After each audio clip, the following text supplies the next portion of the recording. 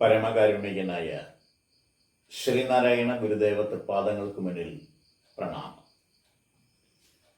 ശ്രീനാരായണ ഗുരുദേവ തൃപ്പാദങ്ങളാൽ വിരചിതമായ മുനിചര്യാ പഞ്ചകം എന്ന കൃതിയിലെ അഞ്ചാമത്തെയും അവസാനത്തേതുമായ ശ്ലോകത്തിന്റെ പഠനത്തിലേക്ക് നാം പ്രവേശിക്കുകയാണ്. സ്വവേശ്മനി വനേ തഥാ പുലിന ഭൂമിഷു പ്രാന്തരേ ക്വവാ വസതു യോഗിനോ വസതി മാനസം ബ്രഹ്മണി ഇദം മരുമരീചികാ സദൃശം ആത്മദൃഷ്ട്യാഖിലം നിരീക്ഷരമതേ മുനിർ നിരുപമേ പരബ്രഹ്മണി.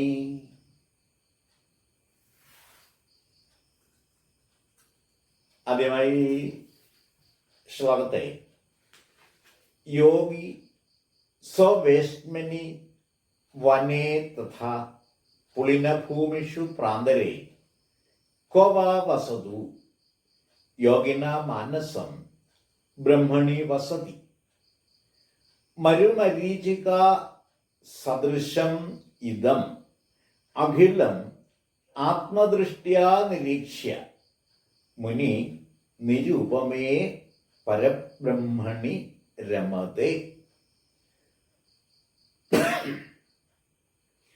ഇത്തരത്തിൽ അന്വയിച്ച് പദച്ഛേദം ചെയ്തതിന് ശേഷം വേണം ഈ ശ്ലോകത്തെ വ്യാഖ്യാനിക്കുവാൻ.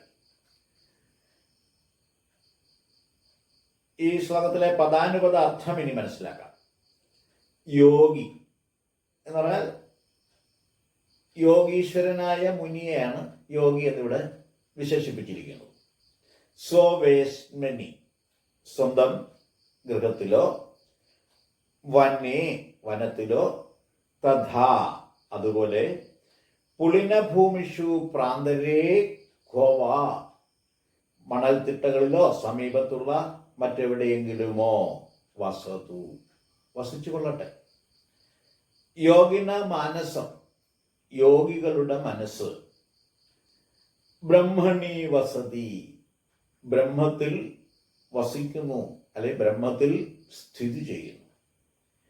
മരുമരീചികാ സമം ഇദം മരുഭൂമിയിലെ കാനൽ ജലം പോലെയുള്ള ഈ പ്രപഞ്ചം, അഖിലം മുഴുവനും, ആത്മദൃഷ്ട്യാ നിരീക്ഷ്യ ആത്മദൃഷ്ടിയാൽ നിരീക്ഷിച്ച് മുനി നിരുപമേ ബ്രഹ്മണി രമതേ നിരുപമമായ ബ്രഹ്മത്തിൽ രമിക്കുന്നു. എന്നുവെച്ചാൽ ബ്രഹ്മാനന്ദം അനുഭവിക്കുന്നു. ഈ ശ്ലോകാർത്ഥം സംക്ഷേപിച്ചിങ്ങനെ പറയാം.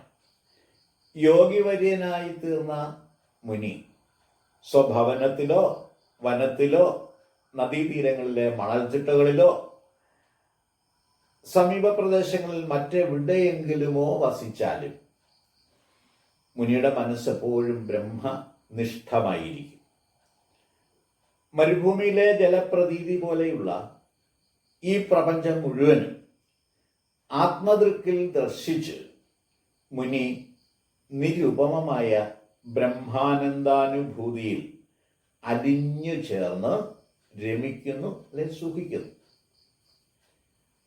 ഈ ശ്ലോകത്തിൽ യോഗി, മുനി എന്നീ പദങ്ങൾ പര്യായങ്ങളായിട്ടാണ് പ്രയോഗിച്ചിരിക്കുന്നത്. സർവം ഖല്യുതം ബ്രഹ്മ, അതായത് ഇവിടെ എന്തെല്ലാം ഉണ്ടോ അതെല്ലാം ബ്രഹ്മം തന്നെയാകുന്നു എന്ന് അനുഭവ സാക്ഷാത്കാരത്തിലൂടെ അനുഭവിക്കുന്ന യോഗി കൂടിയാണ് മുനി. മുനി പദപ്രാപ്തി നേടിയെടുക്കാൻ വേണ്ടിയിട്ട് വ്യവസ്ഥാപിതമായ പാരമ്പര്യമൊന്നും പിന്തുടരേണ്ടതില്ല എന്നാണ് ഗുരു ഈ ശ്ലോകത്തിൽ പറഞ്ഞിരിക്കുന്നത്.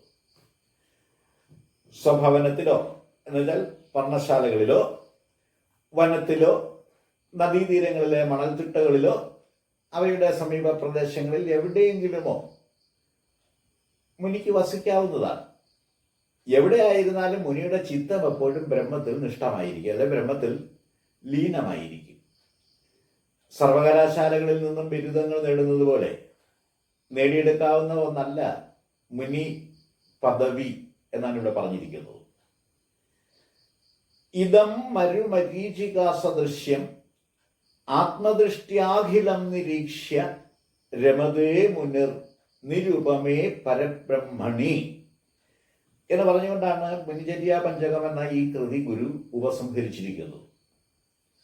ഇതം എന്ന പദം പ്രപഞ്ചത്തിന്റെ പര്യായമാണ്. മരുഭൂമിയിലെ ജലപ്രതീതിയാണ് മരുമരീചിക.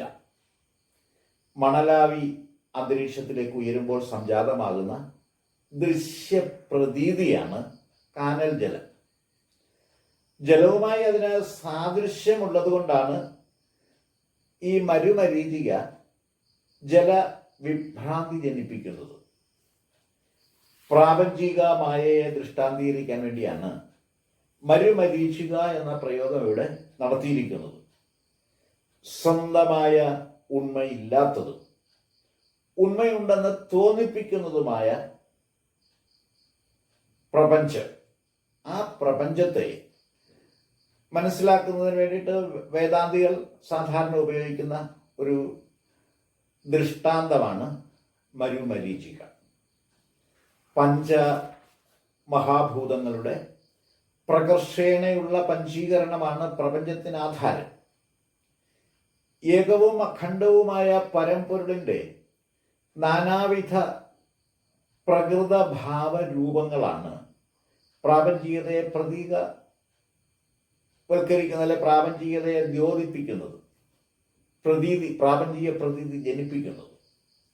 ഈ രഹസ്യം കണ്ടെത്തിയ സത്യദർശികളാണ് മുനിമാർ. അതുകൊണ്ട് അവർ സദാസമയവും പരബ്രഹ്മത്തിൽ വിലീനരായി ബ്രഹ്മാനന്ദാനുഭൂതിയിൽ അമരുന്നു. ഇത്രയും കാര്യങ്ങളാണ് ഈ ശ്ലോകത്തെ പറ്റി വിശദീകരിക്കാനായിട്ടുള്ളത്. ഞാൻ എൻ്റെ വാക്കുകൾ ഉപസംഹരിക്കുന്നു. ഗുരുധർമ്മം ജയിക്കട്ടെ.